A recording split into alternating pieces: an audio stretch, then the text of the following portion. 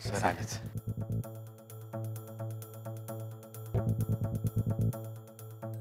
जय हिंद सर. जय हिंद. कधी आलात? सर थोडाच वेळ झालाय. बरं, प्रायमरी इन्व्हेस्टिगेशन झालं का? हो सर. काय कळलं? सर राणी सरदेसाई असं म्हणतात की त्यांना यातलं काहीच माहिती नाही. आणि बाकीचे? सगळ्यांचे स्टेटमेंट्स अजून घ्यायचे आहेत सर. ठीक आहे. बरं, झडतीची ऑर्डर आली का? हो सर. बरं, काकूंची तब्येत कशी आहे? आई ठीक आहे. डॉक्टर म्हणाले की ऑपरेशन चांगलं झालंय. वा, अंबाबाईच पावली बघा. मी देवीकडे नवस बोललो होतो. बरं सर, मला एक दिवस सुट्टी द्या, कोल्हापूरला जाऊन येतो. ठीक आहे. पण तुम्ही काकूकडे थांबायचं ना हॉस्पिटलमध्ये, इथं कशाला आलात? हे तितकंच महत्वाचं आहे मेवाणे. शिवाय राणी सरदेसांची स्वतः बोलणं गरजेचं आहे. बऱ्याचदा समोरासमोर बोलल्यावर त्यांच्या मनात काय आहे हे आपल्याला कळतं, आणि अशा केसमध्ये ते खूप महत्वाचं आहे. मी तावडे सरांना सांगितलंय. ते थोडे अँक्शियस वाटले मला, पण सर मग आय थिंक आपण ही झडती पटकन उरकून टाकूया, म्हणजे तुम्हाला परत हॉस्पिटलला जाता येईल. येस, चला. Yes sir. मॅडम, तिवारी तुमचा एम्प्लॉई होता की ऑफिसचा? ऑफिसचा. बरं. धनंजयने त्याला ऑफिसच्या पेरोलवर ठेवलं होतं. ओके. मग ऑफिसमध्ये त्याची काही माहिती मिळेल का आम्हाला आणखी? हो, मिळून. जय हिंद सर. जय हिंद. नमस्कार madam. Good to see you mister Ajay. काही घेणार तुम्ही? मॅडम, कामाव्यतिरिक्त आपण कोणतेही संपर्क ठेवले नाहीत हे तुम्ही लक्षात ठेवलं तर बरं होईल. ठीक आहे. आई कशी आहे? आय एम सॉरी, कामासंदर्भात हा प्रश्न नाही आहे, पण महत्वाचा आहे म्हणून विचारते. आई उत्तम आहे. थँक्यू. You welcome. ठीक आहे. मदत केल्याबद्दल धन्यवाद. काय हे? चेक. आईचं मेडिकल इन्शुरन्स होतं. मी हॉस्पिटलचं बिल भरलं नसतं तर चाललं असतं, काही गरज नव्हती. तो हा चेक. अहो, पण याची काय गरज होती मॅडम? माझ्या आईच्या दवाखान्याचा खर्च दुसऱ्या कोणीही केलेला मला आवडणार नाही, त्यातूनही तुम्ही केलेला मला अजिबात आवडणार नाही. पण इतकी घाई करण्याची काय गरज होती? मला डोक्यावर कोणतंही ओझं ठेवायला आवडत नाही. माझी मदत तुम्हाला ओझं वाटतं का? आपण कामाचं बोलूया का मॅडम? तुमचा ड्रायव्हर तिवारी मिसिंग आहे ना सकाळपासून? हो, तुम्हाला सगळंच माहिती आहे. सगळं नाही, तेच सगळं माहीत करून घ्यायला मी इथे आलोय. बरं मला सांगा, तिवारी तुमच्याकडे किती वर्ष कामाला होता? बरीच वर्ष, म्हणजे माझ्या लग्नाच्या आधीपासून. प्रिसाईज उत्तर द्या. किती वर्ष? मी ऑफिसमध्ये चौकशी करून सांगते तुम्हाला. ठीक आहे, नो प्रॉब्लेम. आम्ही शोधून काढू.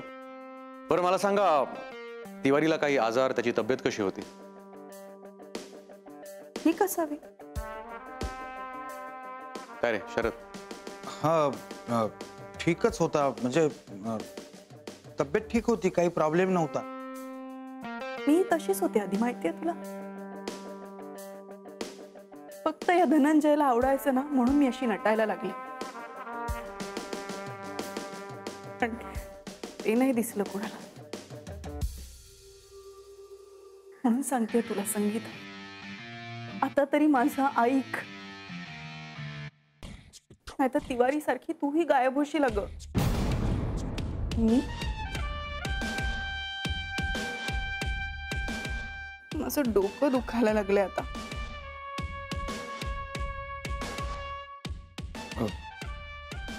मॅडम, मी तिला समजावतो. तुम्ही जा, आराम करा. सांग रे बाबा, तूच काहीतरी सांग हिला. मला आता तिचीच काळजी वाटायला लागलीये. पडते मी, माझं डोकं खूप जडलंय.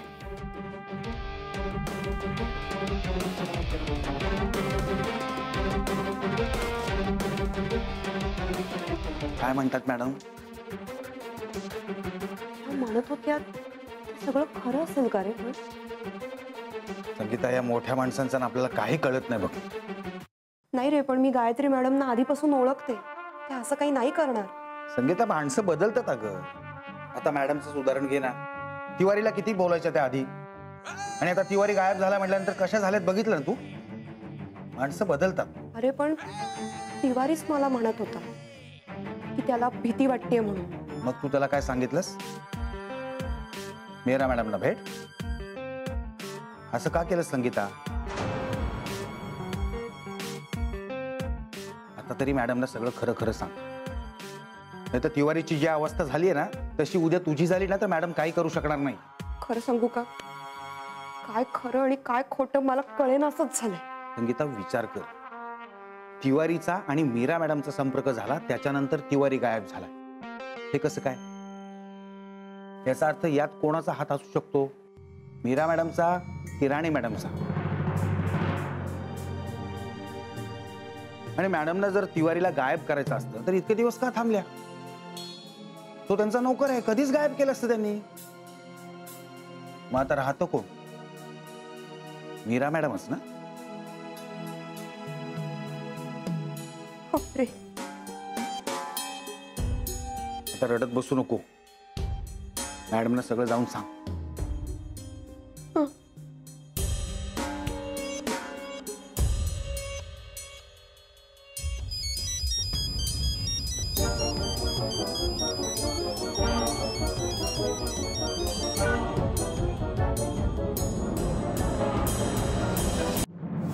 हो हेरडेकर, ते डॉक्युमेंट्स पाठवावं लवकर.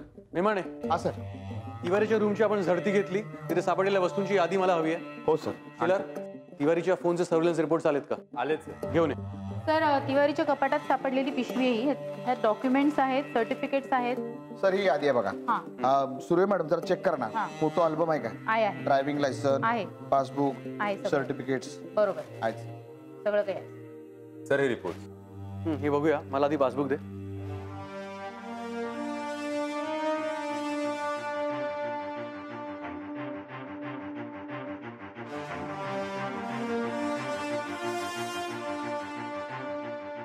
प्रत्येक महिन्याच्या पहिल्या आठवड्यात 12,000 रुपयांची एंट्री आहे. त्यानंतर स्टडी विड्रॉल्स आहेत. तर पगाराच्या मानाने तिवारीच्या घरात सापडलेले कपडे आणि शूज हे महागातले वाटले सर मला. म्हणजे सर त्याच्यावर ब्रँडेड कंपन्यांची नावं होती. सुर्वे मॅडम, हल्ली सगळं डुप्लिकेट मिळतो. हा तसंही असेल. एक मिनिट.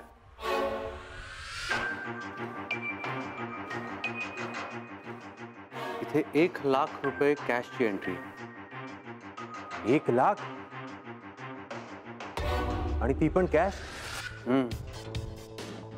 सरदेसाई बाई उदार झाली की काय? नक्कीच नाही. तेव्हा ना धनंजय सरदेसाई जिवंत असणार. हा तिवारी त्यांच्या मर्जीतला होता म्हणे. हो ना. नाही, धनंजय सरदेसाई जिवंत नव्हते. किंवा मग जिवंत असले तरी ते घरात नव्हते. म्हणजे ही कॅश एंट्री धनंजय सरदेसाई गायब झाले त्या एक्झॅक्टली 1 दिवसानंतरची.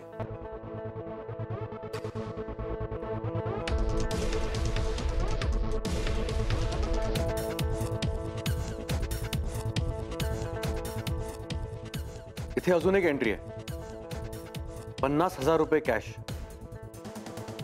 आणि त्याची तारीख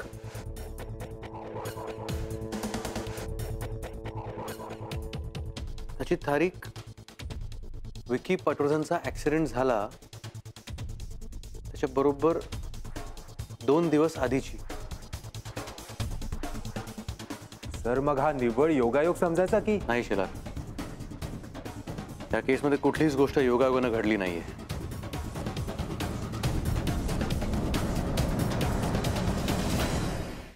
हे बघ, ज्या अर्थी मीरा शांत बसले ना त्या अर्थी तिवारीने तिला काहीही सांगितलेलं नाहीये. पण संकट टळलंय अशा समजुतीत राहू नकोस. राणी सरदेसाईंच्या भूतकाळाबद्दल मला काही शंका आहेत, त्याबद्दल मला बोलायचं. शंका म्हणजे? म्हणजे आम्हाला असं वाटतं की राणी सरदेसाई त्यांच्या पास्टबद्दल आमच्यापासून काहीतरी लपवत आहेत.